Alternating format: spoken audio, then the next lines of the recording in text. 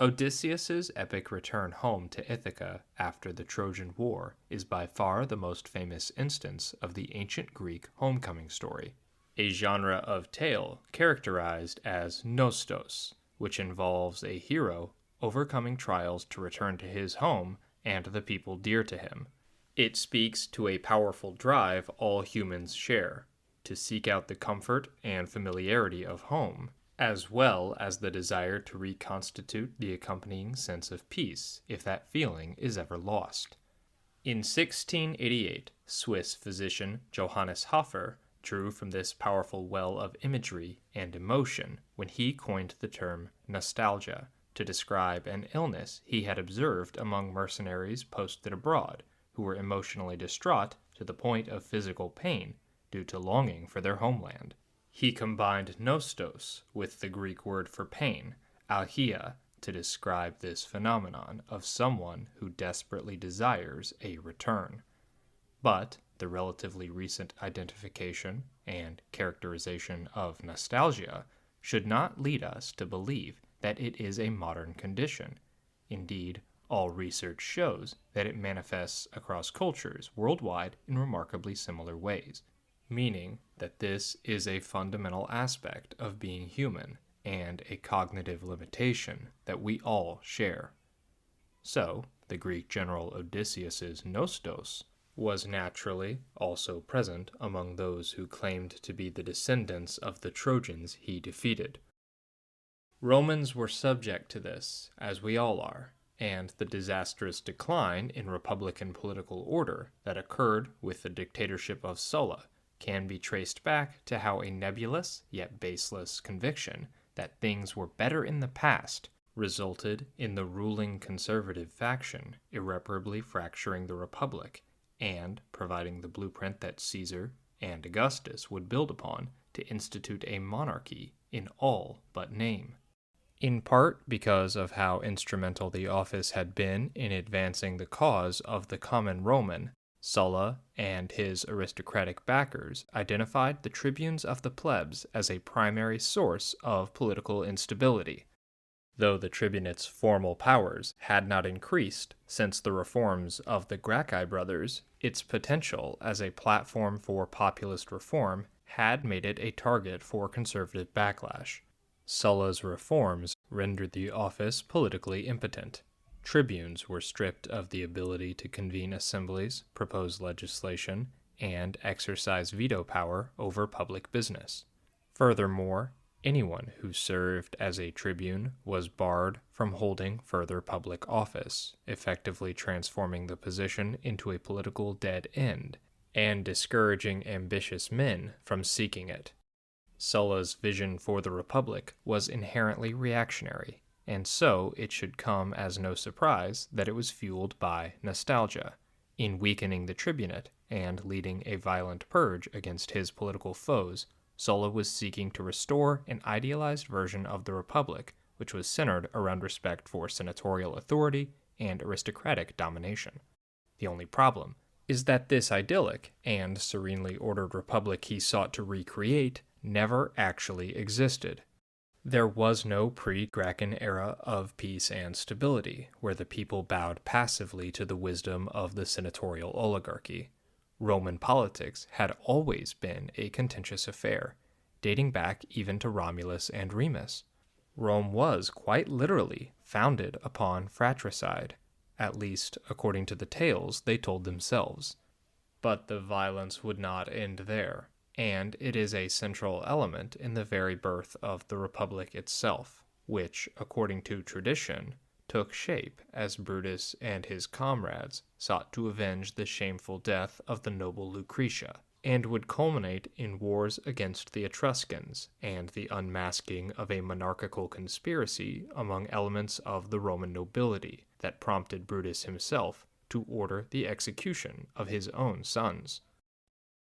If you're enjoying this video, please do us a favor by liking, commenting, and subscribing.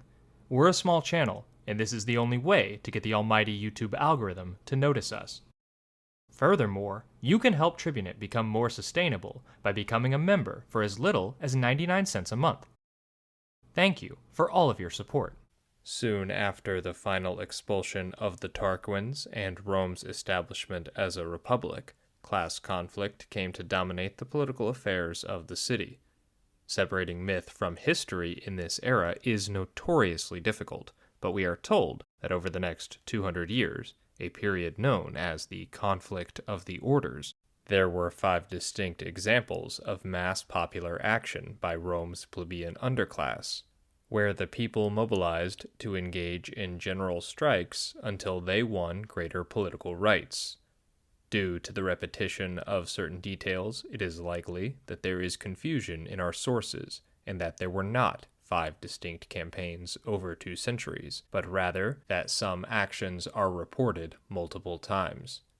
But still, even with the unreliable documentation we have for this era, it seems that where there is smoke, there was probably fire, and the introduction of the Tribunate, as well as the enactment of reforms regarding debt and forced bondage aimed at easing the burden of the plebs, point to some successful direct action, though it is impossible to say exactly the shape that this took.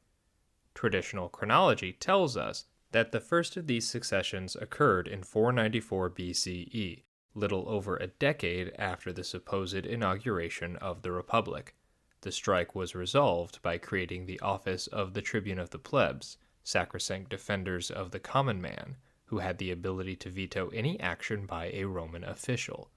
Tribunes then were just as central to the Republic itself as any other magistracy. Indeed, it would have been impossible for anyone in Sulla's time to even conceive of a republic that existed independent of them and their influence. But even after the end of the conflict of the orders in 287, we find that politics are still beset by key debates on authority and popular rights. There was no era of stability, because politics is, and always has been, defined by conflict and struggle. Unfortunately, at this point, Livy's chronicle of Roman history is lost, and we do not have a detailed understanding of Roman internal politics until 218, when his narrative resumes. Unsurprisingly, given prodigious Roman expansion in this era, the debate is now dominated by questions of citizenship and land distribution, 2 critical questions that remain at the center of debate for the remainder of the Republic. Already in 173, we find Lucius Postumius Albinus, one of the consuls, dealing with complaints from the common people that large landowners have illegally appropriated too much public land, and in 172 a law was proposed by one of the tribunes calling for the distribution of illegally seized lands in Campania. The growing popular agitation over land reform was accompanied by tribunes continuing to flex their muscle in defense of the common people, prosecuting the censors in 169, and even ordering the arrest of the consuls in 151. The Gracchi were not yet on the scene, but we have evidence of enormous discontent and internal conflict. It grows more difficult to claim that the Populari brothers injected disorder into Roman politics when no era of harmony can be identified. The immense power and prestige of the Tribunate, even prior to the Gracchi, is reflected in its ability to counteract the consuls and even the censors, magistrates that are typically believed as occupying the apex of Roman political life.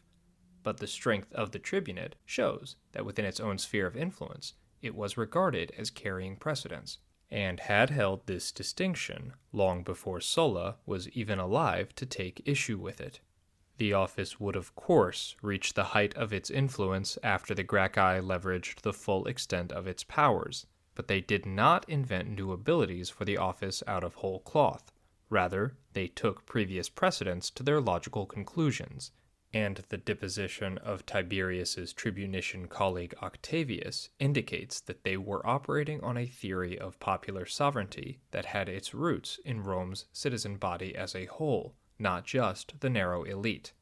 For, as stated earlier, the question of land distribution had been central to Roman politics for nearly a century by 133, and had only grown in importance in the wake of Rome's military success and expansion as it moved beyond being a simple Italian power into the hegemon of the entire Mediterranean after 146. Land was, of course, the primary source of wealth at the time for the Roman elite, and the aristocrats had so far pulled out every trick in their book to prevent the critical issue from being addressed, despite the illegality of their schemes and clear popular support for redistribution of public land in line with existing law.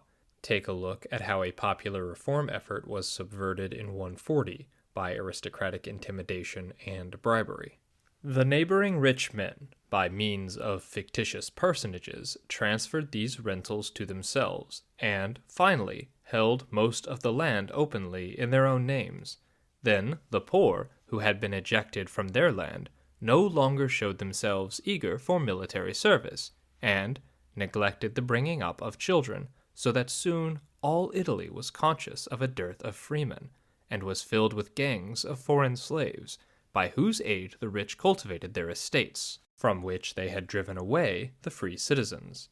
An attempt was therefore made to rectify this evil, and by Caius Laelius, the comrade of Scipio, but the men of influence opposed his measures, and he, fearing the disturbance which might ensue, desisted, and received the surname of wise or prudent, for the Latin word sapiens would seem to have either meaning. Tiberius, however, on being elected tribune of the people, took the matter directly in hand. The willingness of Tiberius Gracchus to go to the people and circumvent the Senate was his greatest innovation, but here again we must stress that he was acting in accordance with the law. The people alone had the right to enact legislation, and the Senate need only be consulted. I have spoken previously about how, at least initially, Gracchus was not a radical. Rather, he was someone who wanted existing law to be enforced, and he followed constitutional precedents to achieve this. So by pinning all his complaints on the post-Gracchian tribunate, Sulla revealed that his chief objection wasn't necessarily to the office itself, but rather the new stock of men who increasingly held the position and were willing to counteract the Senate. For we must remember that the tribunate had always been filled by men from wealthy families, and as such, they were reluctant to act against their own interests as members of the senatorial class, even if on paper they had the power to do so. But Sulla could not recognize that tension and conflict had always been part of Republican politics. He clung to a comforting, yet fictitious belief, being motivated by false nostalgia and a feeling that he alone could restore peace through a few legal reforms and copious amounts of bloodshed. If we want to pretend that his problem was with the introduction of violence to the political arena, then we must ignore the reality that it was the Gracchans who faced armed repression, and overwhelmingly the populares who bled at the hands of the optimates. Furthermore, if Sulla truly felt that the introduction of violence into the political process was a tragedy, then his approach to fixing this dissent doesn't show it, for Sulla's dictatorship marked a turning point in Roman history, characterized by unprecedented violence and sweeping constitutional changes. His reign began with a brutal purge targeting his political enemies. Claiming to restore the Republic, Sulla instead dismantled its foundational principles, concentrating power in the hands of the aristocracy while stripping the masses of hard-won rights. After his resignation in 80 and his death in 78, much of his constitutional framework was swiftly dismantled, reflecting its lack of support among the Romans. Sulla's dictatorship ultimately highlighted the fragility of the Republic, and how easily the entire edifice would topple if given a push. Far from saving the Republic, this nostalgic vision had fatally crippled it. This is to be expected when imagination and magical thinking is applied to the material concerns of politics. The sheer irrationality and delusion of Sulla's approach is apparent to us centuries later, but what remains harder to diagnose is when we ourselves fall into the trance of thinking through the lens of nostalgia, and in so doing neglect the root causes of the problems that plague modern society in favor of comforting tales and the easy identification of nefarious boogeymen. Ironically, this misapplication of blame only perpetuates the status quo. Sulla's bloody rampage illustrates that nostalgic political visions that are untethered to reality lay the groundwork for authoritarianism and a savior complex that excuses lawlessness in favor of a supposed greater good. We are all subject to this cognitive flaw. It's no accident that everyone tends to think of the times when they were younger and had less responsibilities as innately better.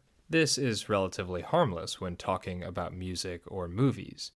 But as the tendency to apply nostalgic visions takes on an overtly political dimension, historians must combat these inclinations by exposing the distortions that naturally occur in nostalgic paeans to the lost tranquility of the past, and instead focus on actually building a society that offers the peace, opportunity, and abundance that we all desire. A golden age is possible, but it lies in building a shared, equitable future, not in recovering a lost past.